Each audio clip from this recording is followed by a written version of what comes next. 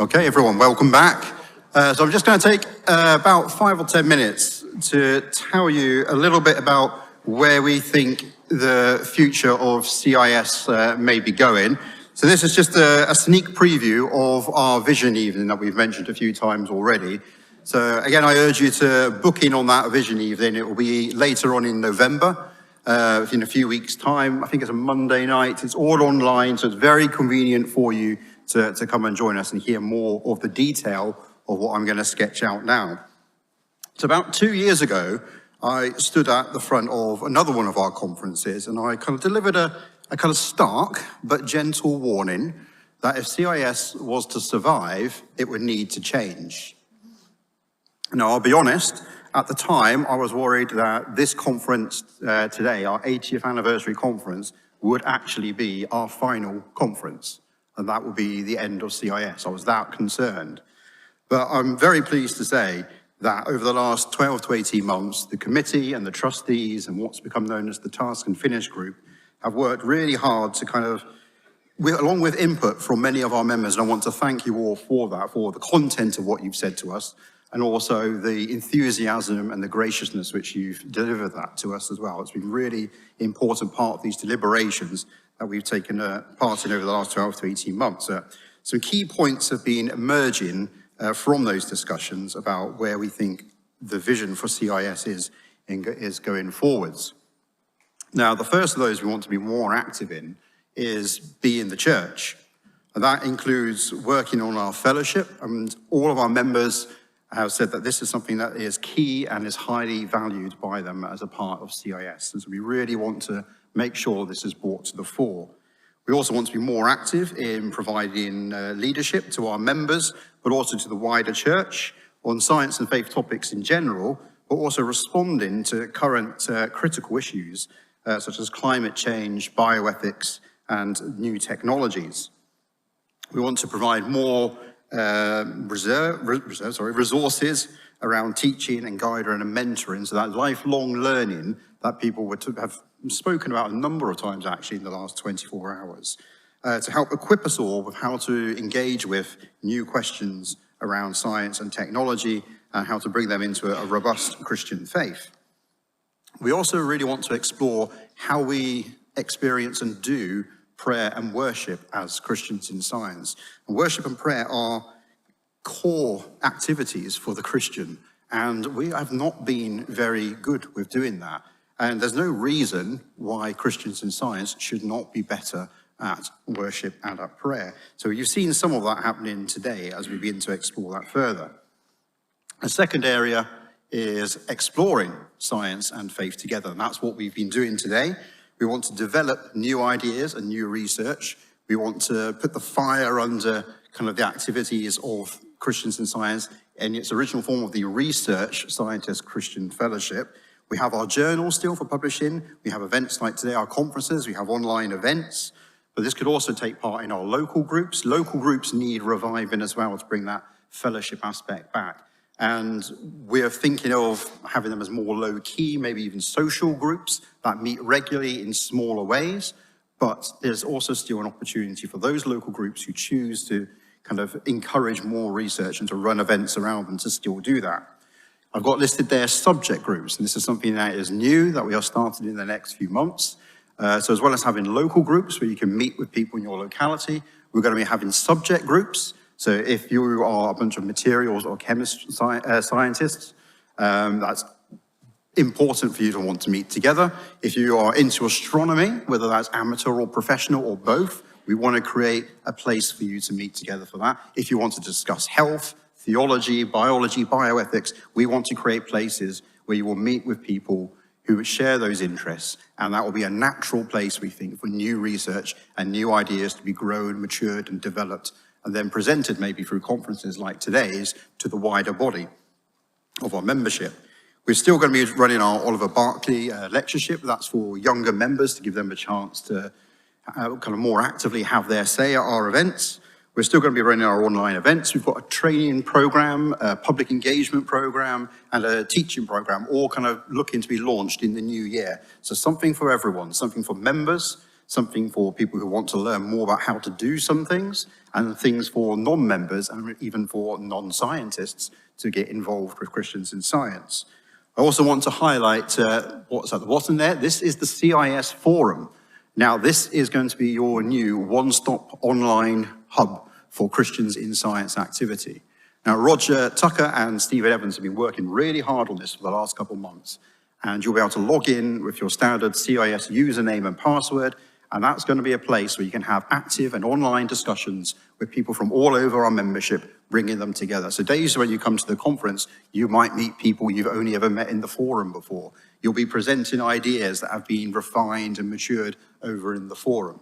So it's very straightforward to use. I've had a go on it myself. We were this close to giving you access to it for this event. So you can maybe see there that we are listing the conference as an event. So we're going to be adding threads to that forum.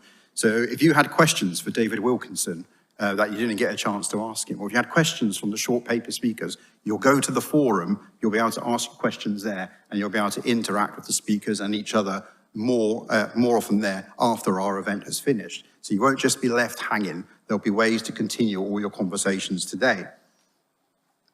We want to be more intentional as well about sharing the good news of science and faith, that they don't have to be hostile to each other and can actually be quite helpful to one another and to churches. It's still a necessary message, unfortunately, in this country where this conflict idea still prevails in the public and church spheres. And so we want to be talking to the wider church. We want to be talking to the churches, individual churches and denominations of churches. We want to talk to Christian festivals, and we want to talk to Christian organizations. We want to put Christians in Science out in front of all of these places to become known as a trusted source of information and opinion around science and faith. We also want to change how we do things to appeal to people outside of the church. If you search for Christians and Science, our website comes up fairly near the top. But our website, our YouTube channel, our resources, we don't really have anything tailored for people who are interested in the Christian faith, but see science as a little bit of a block. So we want to create some resources around that. And that maybe is something that appeals to you and something that you might want to help us take forwards. We want to share that good news with academia. That's through more intentional witnessing in our departments and our industries. But also, we've been saying how science and religion is a field of study in itself now. And CiS needs to engage with that academic field of science and Christianity more intentionally as well. And I've got press and media at the bottom there. That has been growing the last couple of years. But we want to become, like as I was saying, for churches, the trusted source that if press and media want a comment from a Christian Scientist organization, they'll come to CiS. And we'll be able to give them a much more nuanced, a much more interesting, a much more playful answer than some of the hostility that we get at the moment in the news around science and faith. A fourth area, and I won't have to say much about this because Bob and David spoke lots about CAKE, and this is partnering with other organizations. CAKE is an acronym, and it's also not an acronym. If you'd like to know more, come and speak to me afterwards.